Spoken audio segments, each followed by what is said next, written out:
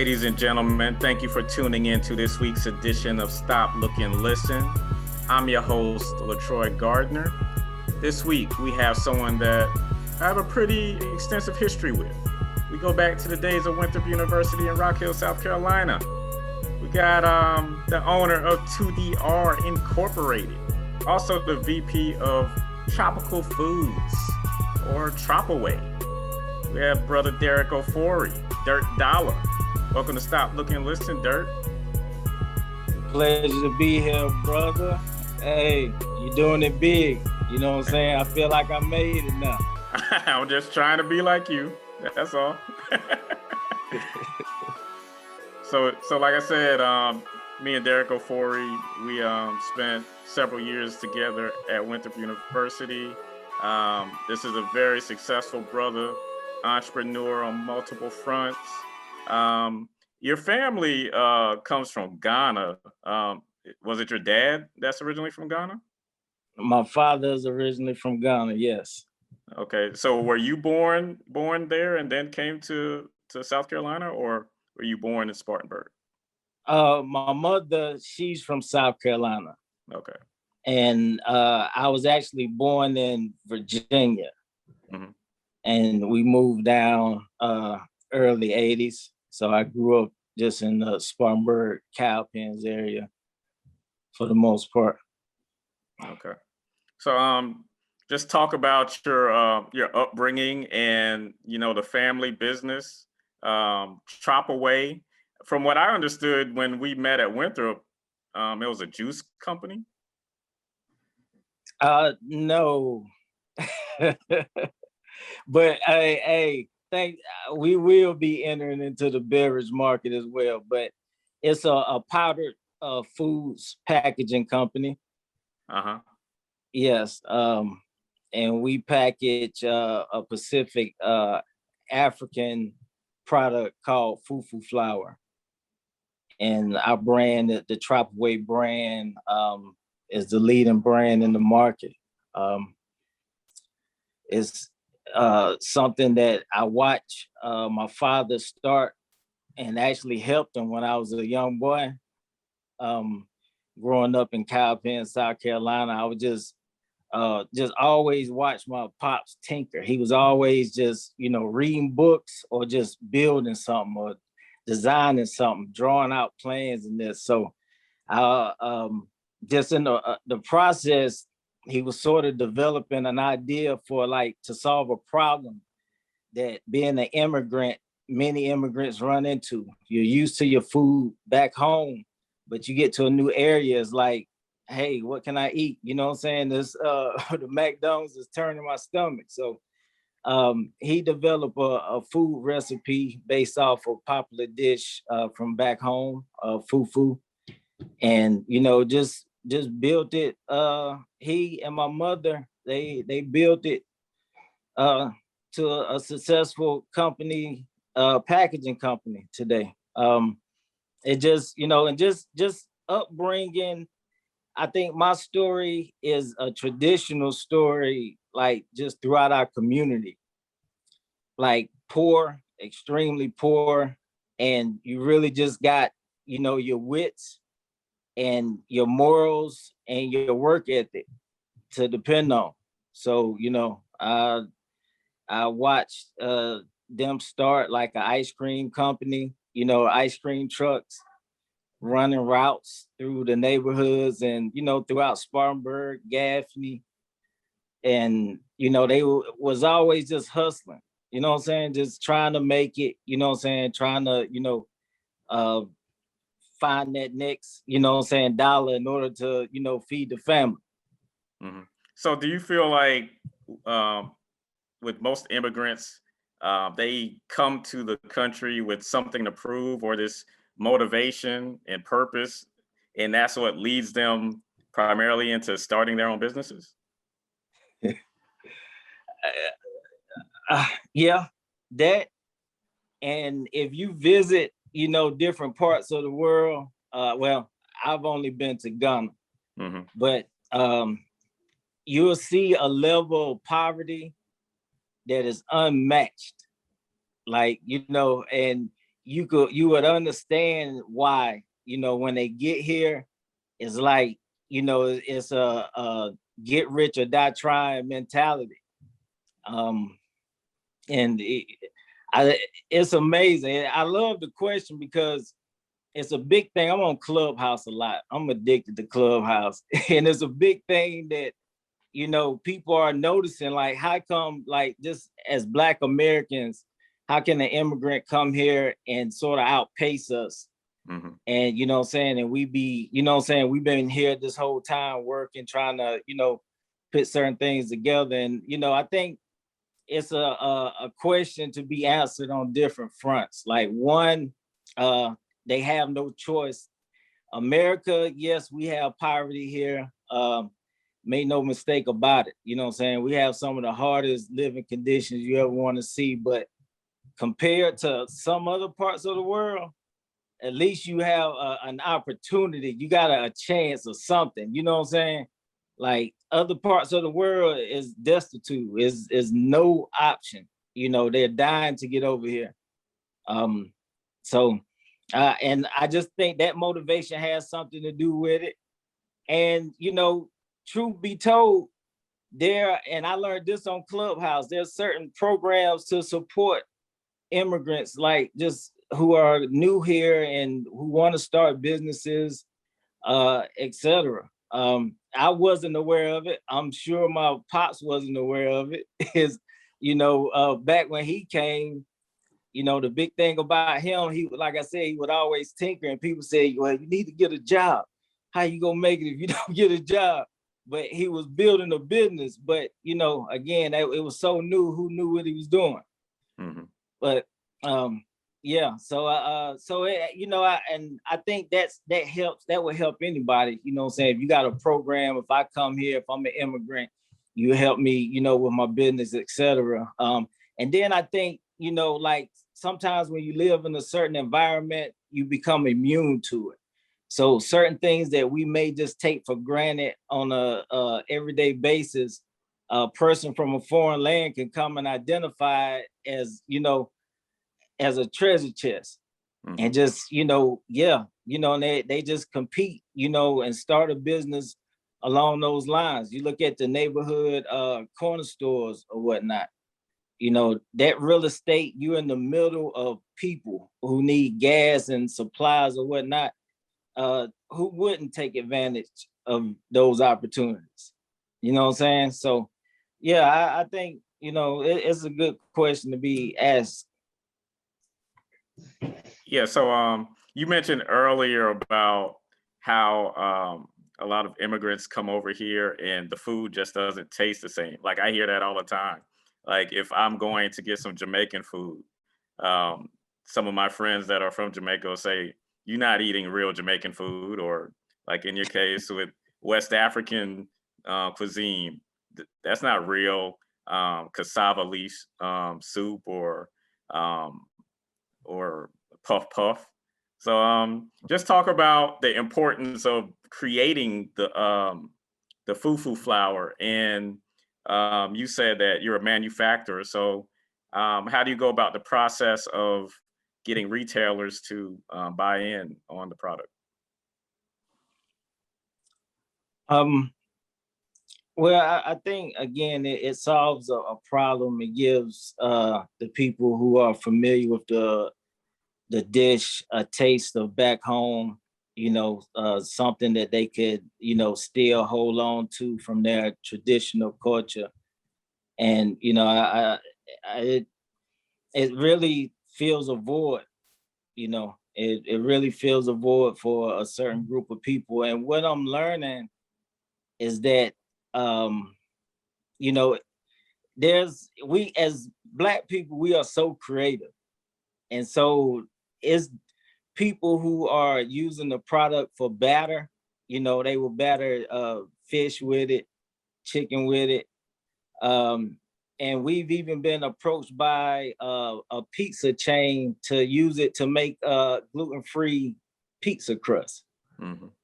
So the product in and of itself is, evolving, if you will. So, and I think what was the other part of the question? The second part.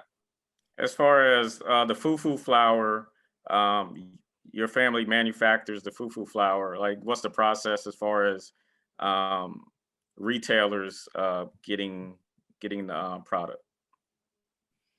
Well, even with that, it's a story.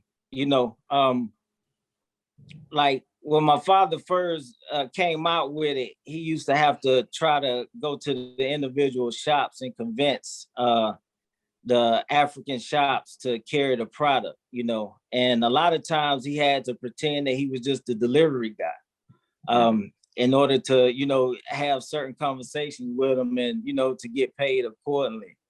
And just so happened, his whole focus was on the quality of the product. And so in producing a quality product, it built a following. And, just throughout, the African, the West African communities or whatnot. So people would go to the stores and ask about it, so they word of mouth is still today the strongest promotion. Now we got social media, but it's still sort of like a digital word of mouth, so to speak, that so it just grew. It grew in popularity. More and more distributors, more and more stores would reach out, and then it got to a point to where we're servicing distributors, and these are people who service multiple items to hundreds of stores. So we would deal with the distributors directly, and they in turn, place the product in retail. And one thing that's interesting is that to this day, we have not done any form of advertising, formal like advertising, campaigns, etc. It's all been word of mouth and just based off the strength of the product itself. So has the pandemic like affected business, like in particular with like shipping timelines? Shipping, logistics in general, yes. Like that ship, that was caught in the Suez Canal, that held us up. What I'm saying? We were direct. I'm sitting there watching it on the news, like, go, go. So it's like, yeah, it has. And people at home, people are eating more. People are trying new dishes, etc. It has really increased the demand. So it's like a catch-22. Like we got the highest demand ever for our product, but based off of logistics and certain other little nuances, we're unable to produce. And to that point, just when the pandemic hit, and we being a food manufacturer, we inspected by the FDA, Department of Agriculture, etc.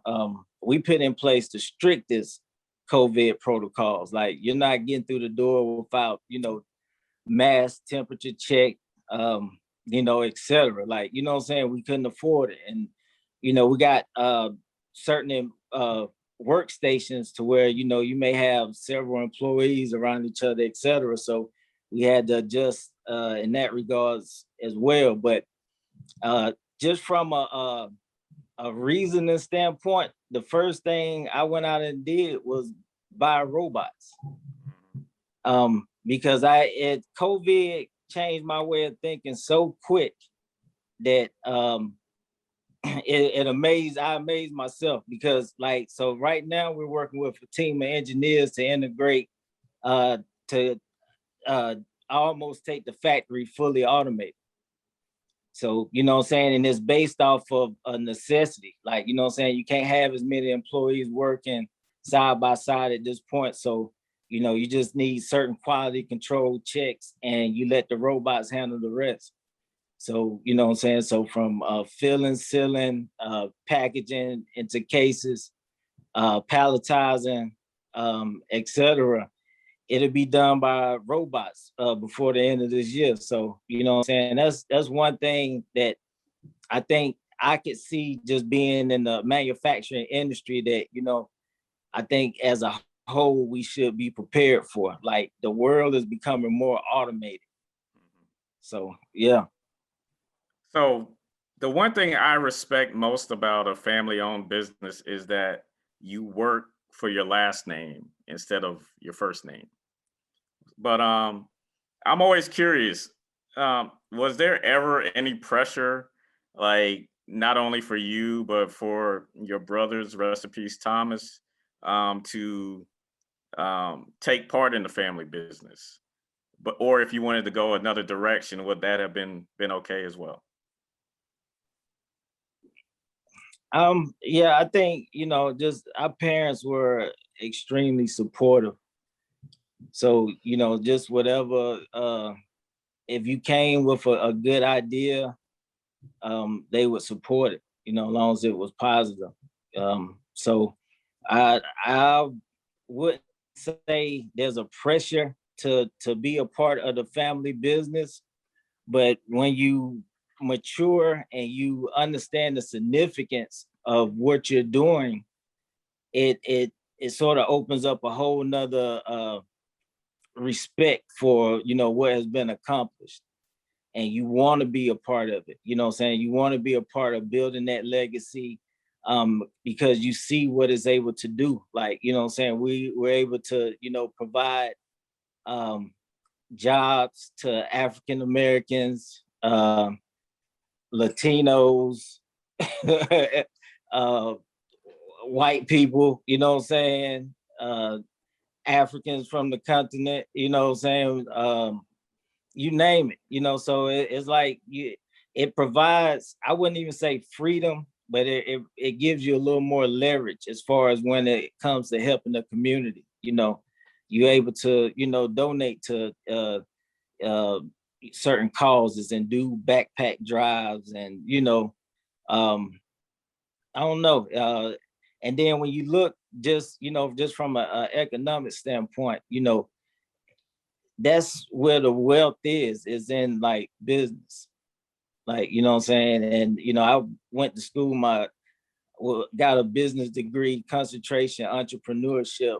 And, you know, I'm really like appreciating that at this point because, you know, you have to be able to control your own future, you know, at any moment, you know, working for corporate or whatever the case may be, they can have a change. And you know what I'm saying, you out on the limb, but when you build something or you start something, no matter how small or how simple the idea, is something that you can control and grow it directly. You know, the amount of time that you put into it is the amount of results that you'll get out of it. So, I'm very proud of my parents and what they established, and and what they have trusted me with. And we still look at the bigger picture. Like, this is just sort of one aspect of what we are planning to get involved in for the future. So, yeah. So at what point did that entrepreneurial magic dust get sprinkled on you? When I look back early on, like I was a kid. I sold pencils in elementary, candy in junior high, CDs in high school. Like, always something, and then to come to Winthrop and meet like just so many, like, what I'm saying, good people, Mm-hmm. talented people, what I'm saying, it just amazed me. And what I'm saying, so that really accelerated the thinking process to say, well, yeah, it's possible, what I'm saying. It's possible to really accomplish certain things, what I'm saying, while you're here on this earth. And as long as you put forth the effort, and so yeah. Yeah, so you arrived at Winthrop University 1 year before me. Just talk about how the dominoes fell into place in regards to assembling to the Realness Records. Wow. It's sort of like it was just magic. It was really just magic. Like, my roommate Jason, uh it's just the love of music. It brought a lot of people together, Big Al, me and my roommate Jason, we met Big Al, we all stayed on the same floor, just looking out for each other, whether it's, somebody about to fight or you got some food, whatever the case may be, man. And, Calvin, Max stayed right around the corner on the same hall, just hanging together. And, at some point, I think I may have had a little simple drum machine or something. Simple mic, what I'm saying? Everything less than $200. And everybody just became interested. Hey, what's going on? What you got going on? They used to call my room the Best Buy room. Mm-hmm. I had, so many little, and just as things evolve, people find out you're doing music, then they'll bring you to people who really do music. Right. So you run into the Jerry's and, the Mr. B's and, Brandon Stevens. And yeah, Mahogany Dane. Oh wow, Roswell. Yeah, Vincent Robinson. Vince blessed us. Rod Lord blessed us. Unexplained. That's one of the groups you're a part of. Unexplained, Sketchy Teddy. Yep. It's crazy. You get the naming names, you start, Yeah.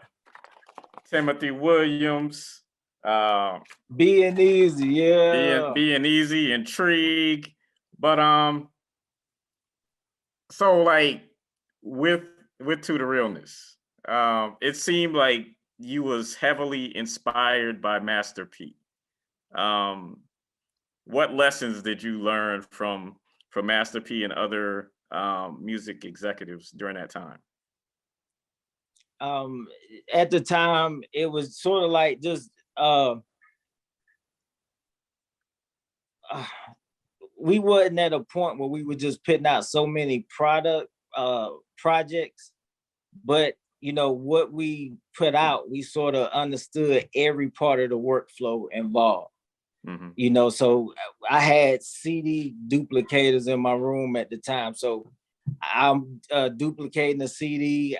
I go to sleep. Jason wake up, put another one in there, close and start again. Like, what I'm saying? We used to have like print quotas. So, what I'm saying? We used to use those quotas to print out flyers for our events or for packaging, whatever the case. And we just go, everybody knew, okay, you get 40 sheets a day. 20 of them sheets going to the Realness, and the rest of it you use for your work, So I think, in that aspect, and you didn't have social media the way that it is today, what I'm saying? So everything was just real grassroots, hand-to-hand type deal. So, what I'm saying? Just learning to grind, just being creative and just grind. Do you feel like college is the perfect place to start a company because you have access to so many talented individuals harnessing their gifts? That's the secret. That's the secret. If you want to cut to the chase, because look, the level of talent that I had helping the label out at the time that was a part of the label, yourself included,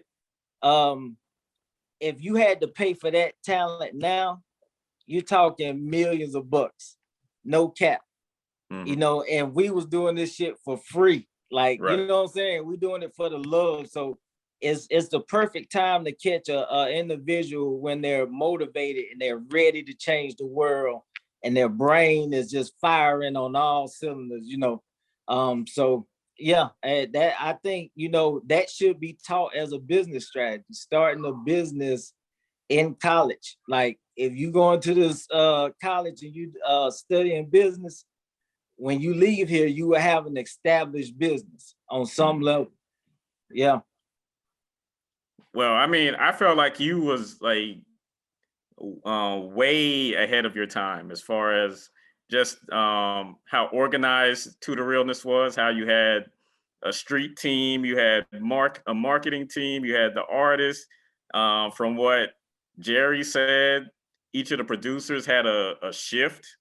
So I mean, I commend you at that age to, be able to manage To the Realness the way that you did with assistance of many others.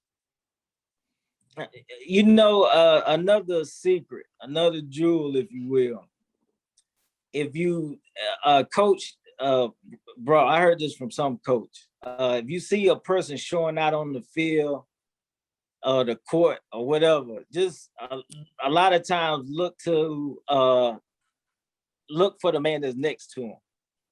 So, a lot of times it's the people around you who sort of make you, you know what I'm saying? So it's certain things I never take credit for because I was just sort of like a part of a machine, you know what I'm saying? I provided the tool, if you will. And truthfully, that's what it was. Like I provided the equipment, the space, and people got busy and spawned like careers, like for real. So it's amazing. It's a blessing from God. And if I could do it over again, I go back through it and be a billionaire because I never let the network fade. So back in college, you dropped this album, The Southern Comfort. Just talk about producing an album in your dorm room. When did you study? Like, did you study in the bathroom, or where did you go? Summer school. Hey, that's again, it's a sacrifice. What are you willing to sacrifice? Right. And you got a studio in your dorm room. You got all the video games. You got DJ turntables. All this shit. When could you study? You couldn't. You couldn't. And I feel so sorry for my roommate. Thank God he was just a wizard and made it through. But yeah, you couldn't study. And so I would just go to summer school and get shit done. Yeah. Yeah, so like I said, you all came a year ahead of me and my crew, and it was almost like you were our big brothers. When we arrived on campus, it was almost like we were wrestling on the 7th floor because your floor was known as 7th Heaven, and then some of us was on the 8th floor, and the rest of us was on the 5th floor, and we got on the 7th floor, and we was wrestling all of you and Jason and Max and Calvin and Al and a few others. So just talk about that experience when you had this new blood coming in and be like, yo, we're going to take these guys under our wing. And, we became family. Man, I remember all that. Hey, I remember. And, I think just wherever you at, you sort of find your tribe. You know what I'm saying? You'll find people, like-minded people who have the same interests and the same motivation, so similar. And that's, you just stick with them. And you know what I'm saying? Like you guys just radiated positive energy. And you know what I'm saying? Y'all was just, on go. You know what I'm saying? Whatever it was just positive. But and for us, we received the same treatment. Like, you know what I'm saying? I talk to the crew from time to time and I tell them like, y'all remember when, we come in as freshmen, we couldn't bring our cars. I came in on a partial track scholarship, and after track practice, the calf would be closed. Mm-hmm. So a lot of times I'm like, you know what I'm saying? I get dropped off on campus. That's it. Like, you know what I'm saying? So, but I remember times just being there and people would just bring food. You had, upperclassmen who would just drop through, who worked at Little Caesars, just different places, and bring us food and look out because they knew these guys, whatever they got going on, they don't know that, you know what I'm saying, it's gonna take us to survive. Like, you know what I'm saying? We gotta look out for them, And a lot of nights it helped, like, truth be told. So when somebody look out for you like that, you definitely want to reciprocate, that energy to the next group, because like, okay, coming in, getting started, they're gonna have to just get accommodated, Right. and everybody could use a little, guide from here to there. So yeah. Well, I appreciate you and the fellas for helping us adjust and learn the ropes, so to speak.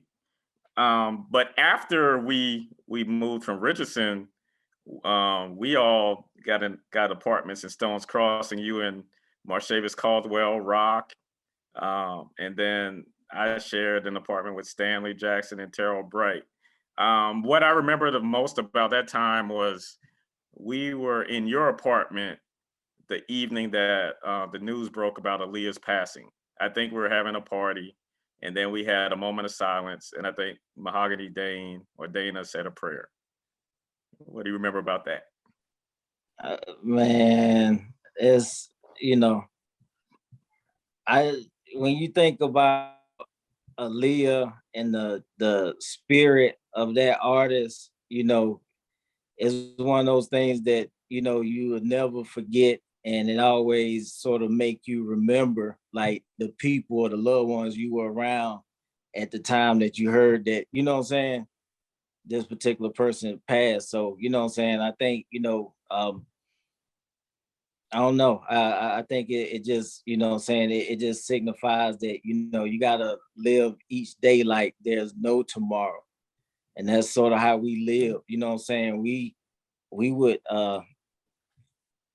you don't remember, we traveled. You remember us doing all the, always on the road, Stunner, Stanley, Kareem, Pitt with posters on the cars, just creating memories, creating moments, So, and at any moment, something could have happened to one of us, but thank God it didn't.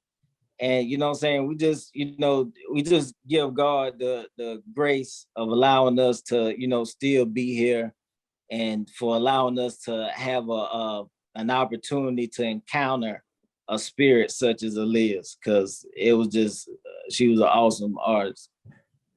Yeah, we love you, baby girl. So after the Southern Comfort album was released, had this major party at the Armory, album release party. No Limit Larry hosted. Everyone performed. We all had our To the Realness shirts. How did that make you feel as far as all of the hard work and accomplishments in, I guess, time spent in summer school as a result of putting this album together? Just seeing the fruits of your labor come to fruition. It was a magic moment. That's one of those moments that, it's nothing like it. I think all the stars aligned for one night. And I think, I see people, I see pictures from that night, from time to time. And it's just, and again, it's not me. The secret is it had nothing to do with me. I was just a face, if you will. It was all of the people around me that was getting this shit done. They was making the calls, the bookings, in some cases putting up money, like, what I'm saying? So it's like, it's really, what I'm saying? It just shows, I think the bigger lesson is that it shows that if you work together, what I'm saying, anything is possible. I think that's really the biggest lesson, what I'm saying? Teamwork make the dream work. Yeah. Exactly. So after you graduated from Winthrop, what happened? I obviously know you started working full time in the family business, but 2DR, did the graduation lead to everyone sort of going their separate way, and then you ending up going solo? Wow, that's a way of putting it. Well, I was gonna let you get into that, because I know, like, in some cases, members of the group. Like one in particular became a preacher, and then there's some other situations that sort of led to, I guess, you going solo. So yeah, go ahead and touch on that. I think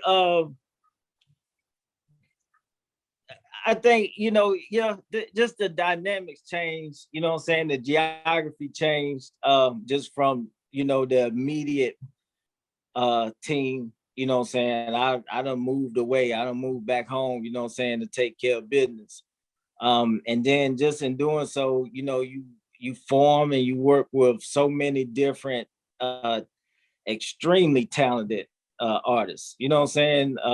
And and even with that, I don't think, like, just say for instance, I don't think Dr. Dre and Snoop Dogg were meant to rap together forever. You know what I'm saying?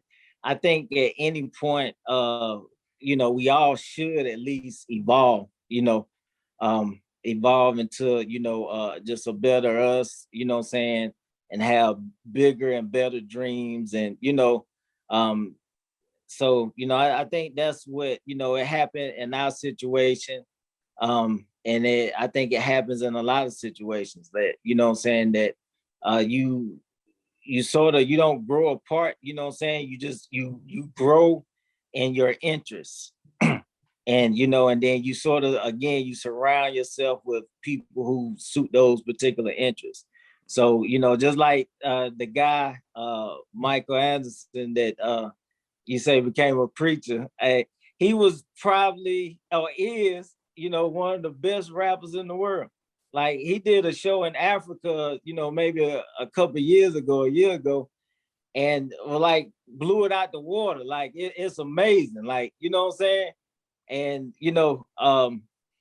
and just so many different talents that I work with, in the upstate and just in general, I think, it helps you evolve and grow, and just even being in the studio with so many good artists, whether I'm producing, uh, engineering, or just hanging out or whatever, if you're around certain, energies or word plays or whatever, you'll sort of become who you become. So, like, you know what I'm saying? So it get to a point where you like, you spit and, you know what I'm saying, you making songs and people like, God damn, D, they fucking with you. So it's like, let me put out a song here and there, you know what I'm saying? So so I wouldn't say like just so much of going solo, but it's just like evolution and, you know what I'm saying, who we are as human beings. Right. So I know you dropped a single, what, about 8 to 10 years ago, titled Booty Rock, that sort of that took off. I mean, it's got what, 3 million YouTube views at the moment. Um, just talk about, I guess, from starting a family and from a perspective of a parent, and then also being a label head and a musician. Like, is there sort of a conflict in creating certain music and then trying to, I guess, keep your children away from listening to certain content? Yeah, it is. It is because a lot of times, like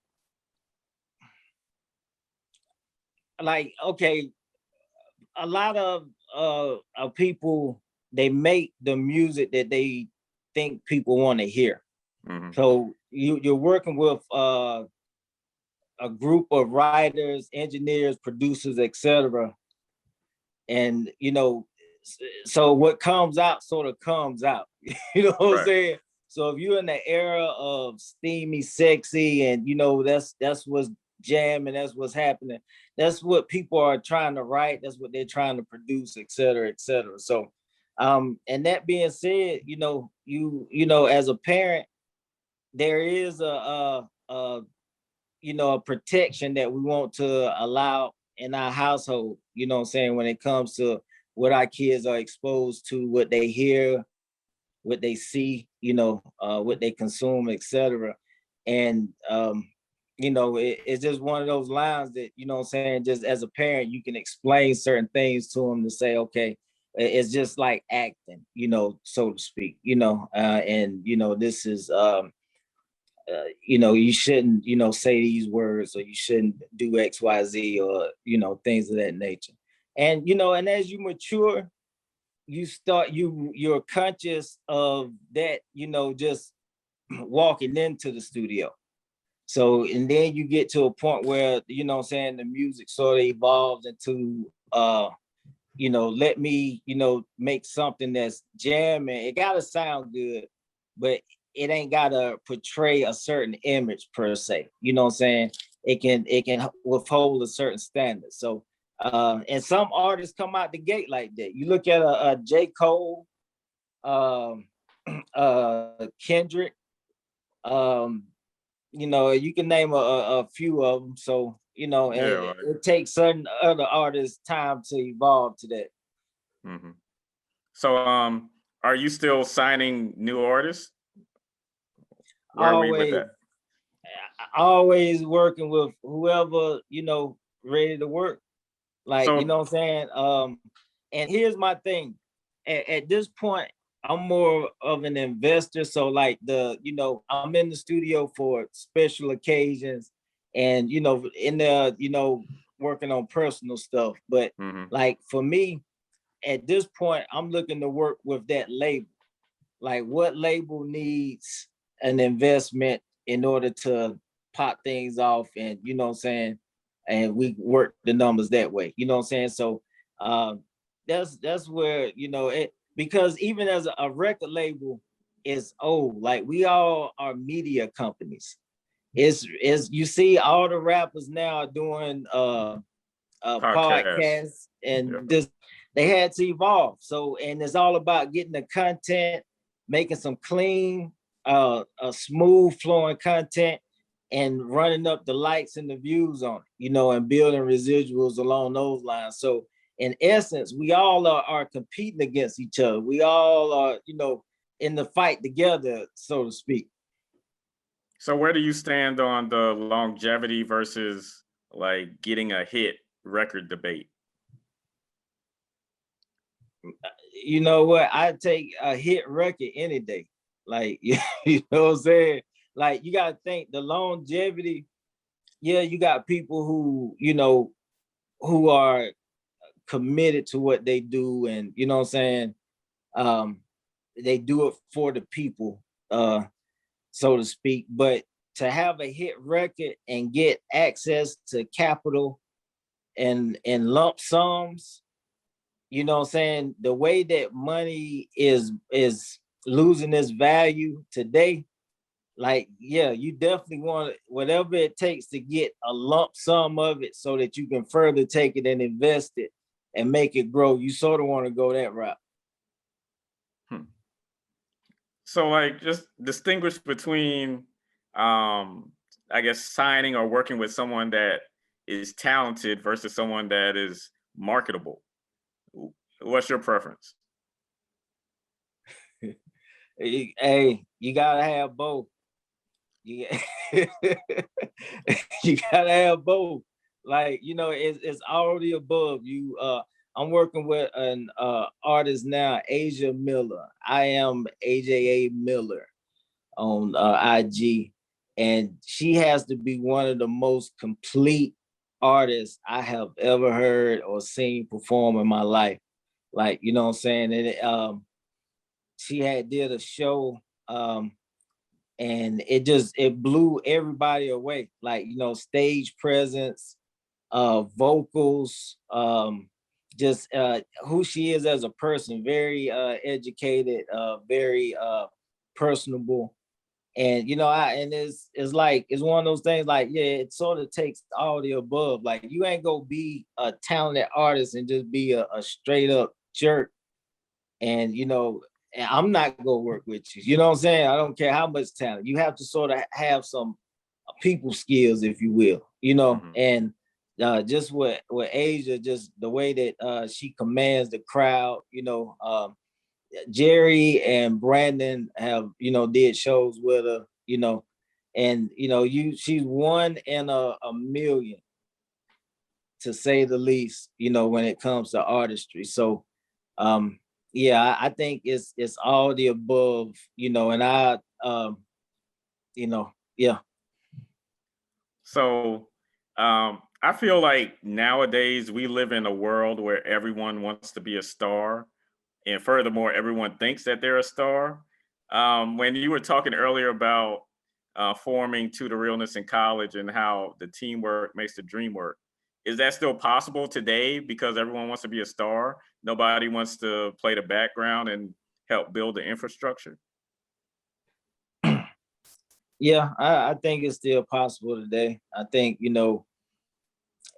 it's just a matter of building the right team and building that understanding. A lot of times growing up, we're confined to our community. So that's the pool that we pick from, friends, family, etc. But in this day and age, like, the world is your playground, if you will.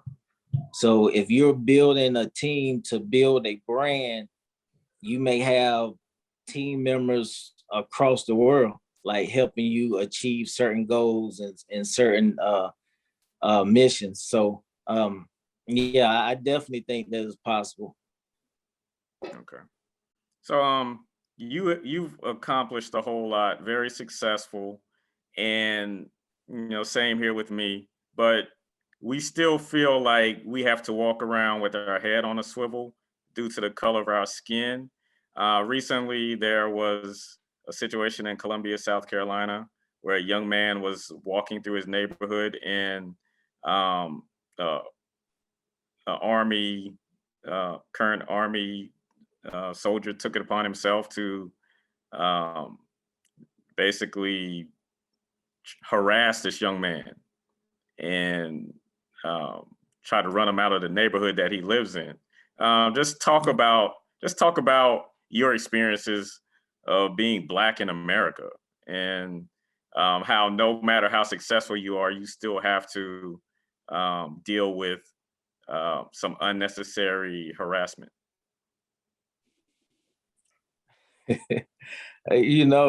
It's amazing, because you're never free, quote unquote free. And you think so, and you think, well, okay, the more money I get, the more influence I get, the better network that I build, that protects me more. But you can be touched at any level, at any moment.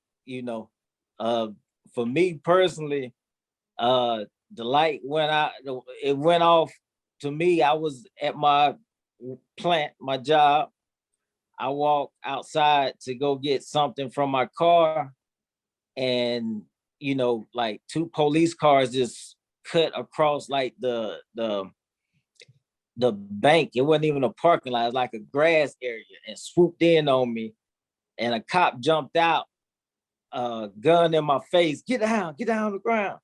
And I'm like, hold up. Like, what I'm saying? Like at that moment, I froze. And he like, get down on the ground. But I put my hands like out in front of me.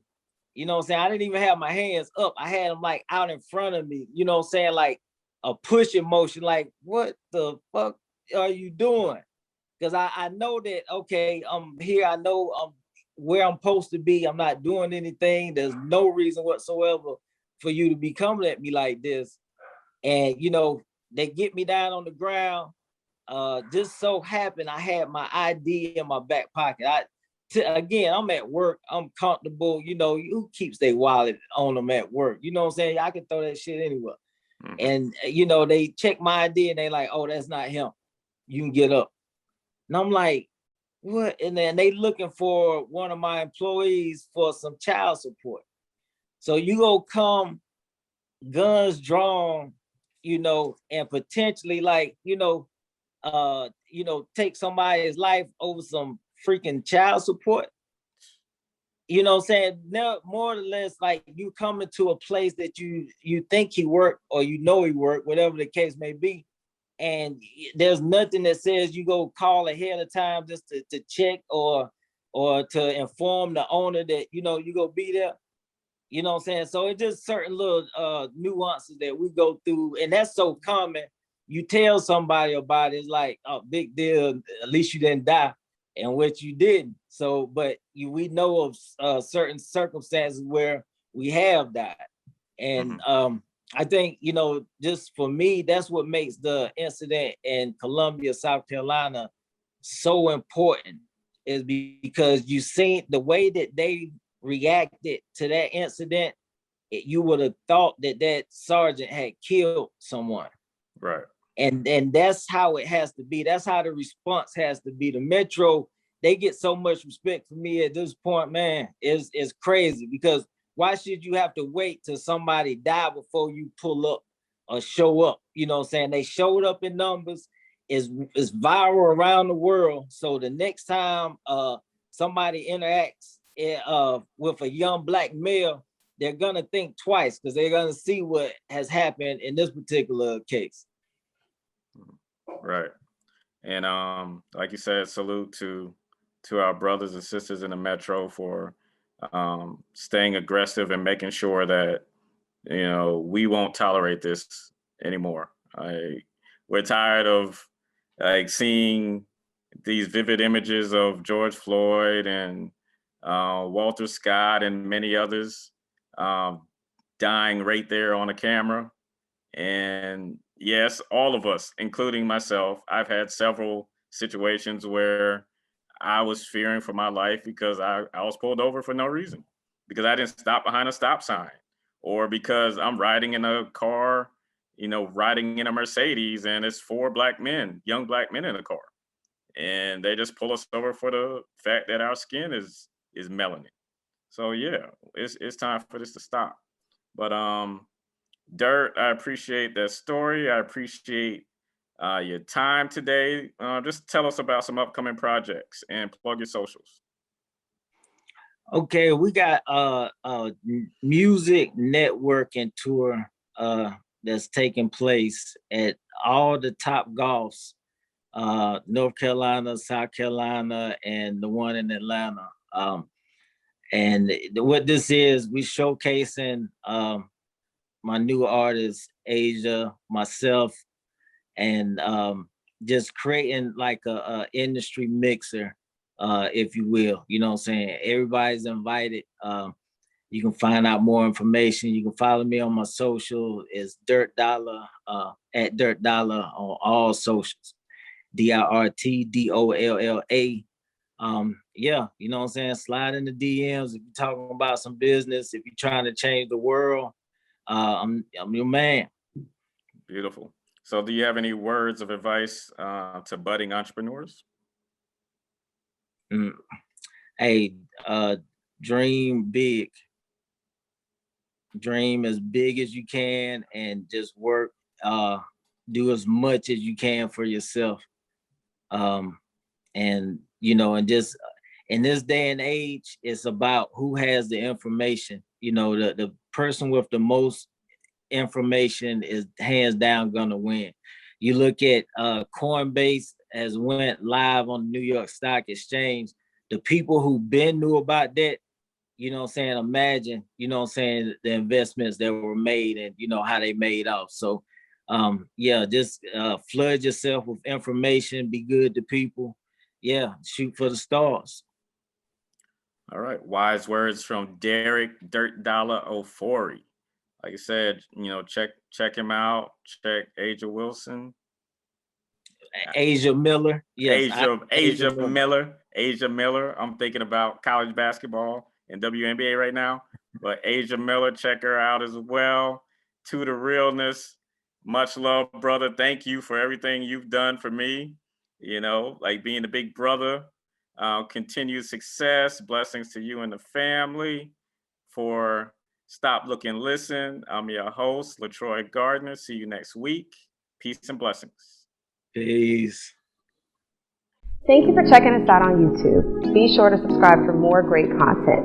And don't forget to check out our website at GOBRadionetwork.com.